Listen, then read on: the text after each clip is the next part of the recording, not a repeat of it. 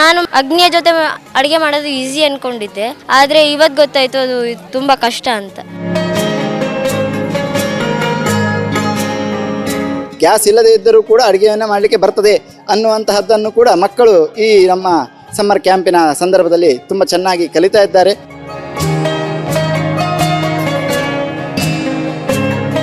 ಮಧ್ಯಪ್ರಾಚ್ಯದ ಯುದ್ಧದಿಂದಾಗಿ ಭಾರತ ಸೇರಿ ವಿವಿಧ ದೇಶಗಳ ಮೇಲೆ ಪರಿಣಾಮ ಬೀರುತ್ತಿದೆ.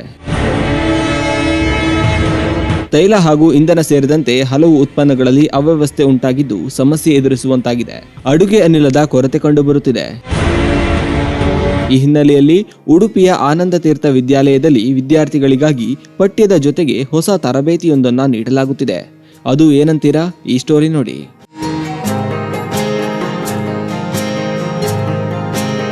ಈ ಸಮ್ಮರ್ ಕ್ಯಾಂಪ್ ಸಮಯದಲ್ಲಿ ಅಂದರೆ ಬೇಸಿಗೆ ರಜೆಯ ಒಂದು ಶಿಬಿರದ ಸಂದರ್ಭದಲ್ಲಿ ಮಕ್ಕಳಿಗೆ ಕುಕ್ಕಿಂಗ್ ವಿತ್ ಫೈರ್ ಅಂದರೆ ಬೆಂಕಿಯನ್ನು ಹಾಕಿ ಆಮೇಲೆ ಅದರಲ್ಲಿ ಅಡುಗೆಯನ್ನು ಮಾಡುವಂತಹ ಒಂದು ಶಿಕ್ಷಣವನ್ನು ಮಕ್ಕಳಿಗೆ ಕೊಡುವ ಎನ್ನುವಂತಹ ನಿಟ್ಟಿನಲ್ಲಿ ನಮ್ಮ ಶಾಲೆಯಲ್ಲಿ ಮಕ್ಕಳಿಗೆ ಅವರಾಗಿಯೇ ಖುದ್ದಾಗಿ ಅಡುಗೆಯನ್ನು ಮಾಡೋದನ್ನು ನಾವು ಕಲಿಸ್ತಾ ಇದ್ದೇವೆ.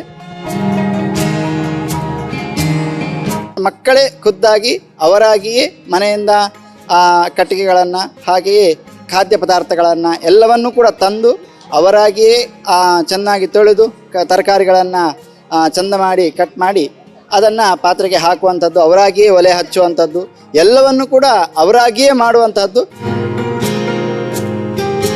ಹಿಂದಿನ ಕಾಲದಲ್ಲಿ ನಮ್ಮ ಅಜ್ಜಿಯಂದಿರು ಗ್ಯಾಸ್ ಇಲ್ಲದೇ ಇರುವಂತಹ ಸಮಯದಲ್ಲಿ ಹೇಗೆ ಅಡುಗೆ ಮಾಡ್ತಾಯಿದ್ರು ಅದೇ ವಾತಾವರಣವನ್ನು ನಾವೀಗ ಮಕ್ಕಳಲ್ಲಿ ನಾವು ನೋಡ್ತಾ ಇದ್ದೇವೆ. ಈ ಸಂದರ್ಭದಲ್ಲಿ ಗ್ಯಾಸ್ ಇಲ್ಲದೇ ಇದ್ದರೂ ಕೂಡ ಅಡುಗೆಯನ್ನು ಮಾಡಲಿಕ್ಕೆ ಬರ್ತದೆ ಅನ್ನುವಂತಹದ್ದನ್ನು ಕೂಡ ಮಕ್ಕಳು ಈ ನಮ್ಮ ಸಮ್ಮರ್ ಕ್ಯಾಂಪಿನ ಸಂದರ್ಭದಲ್ಲಿ ತುಂಬ ಚೆನ್ನಾಗಿ ಕಲಿತಾ ಇದ್ದಾರೆ.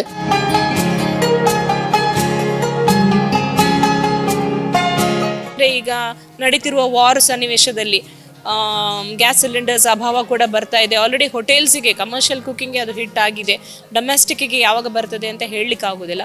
ಆ ನಿಟ್ಟಿನಲ್ಲಿ ನಾವು ಮಕ್ಕಳಿಗೆ ಕುಕ್ಕಿಂಗ್ ವಿತ್ ಫೈರ್ ಅಂದರೆ ಈಗಿನ ಮಕ್ಕಳು ಸೌದೆ ಹಚ್ಚಿ ಬೆಂಕಿಯಲ್ಲಿ ಅಡುಗೆ ಮಾಡೋದನ್ನು ನಾವು ನೋಡಿದ್ದೇವೆ, ನಮ್ಮ ಅಜ್ಜಿ ಅಂದಿರು ಮಾಡಿರುವಂಥದ್ದು. ಹಾಗಿರುವಾಗ ನಾವಂತೂ ಖಂಡಿತ ಈಗ ಮಾಡ್ತಾ ಇಲ್ಲ. ಹಾಗೆ ನಮ್ಮ ಮಕ್ಕಳಿಗೆ ಅದರ ಎಕ್ಸ್ಪೋಜರ್ ಬಿಲ್ಕುಲ್ ಇರೋದಿಲ್ಲ. ಅದರಿಂದ ಅದನ್ನೊಂದು ಕೊಡುವ ಅಂತ ಹೇಳಿ ಗಮ್ಮತ್ತು ಕೂಡ ಮಕ್ಕಳಿಗೆ ಆಗ್ತದೆ. ಅದರ ಜೊತೆ ಅವರೊಂದು ಹೊಸ ಜೀವನ ಕೌಶಲ್ಯ ಕಲ್ತ್ಕೊಂಡ ಹಾಗೆ ಕೂಡ ಆಗ್ತದೆ.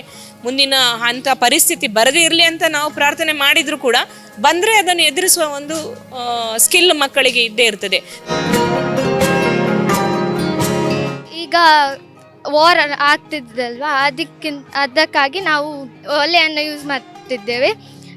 ನಮಗೆ ತುಂಬ ಖುಷಿ ಆಗ್ತದೆ. ಒಲೆಯನ್ನು ಹೇಗೆ ಬಳಸಬೇಕು, ಅದರಿಂದ ಹೇಗೆ ಎಚ್ಚರಿಸಿಕೊಳ್ಳಬೇಕು, ಹಾಗೆ ತುಂಬ ಎಕ್ಸ್ಪೀರಿಯನ್ಸ್ ಆಯಿತು ನಮಗೆ.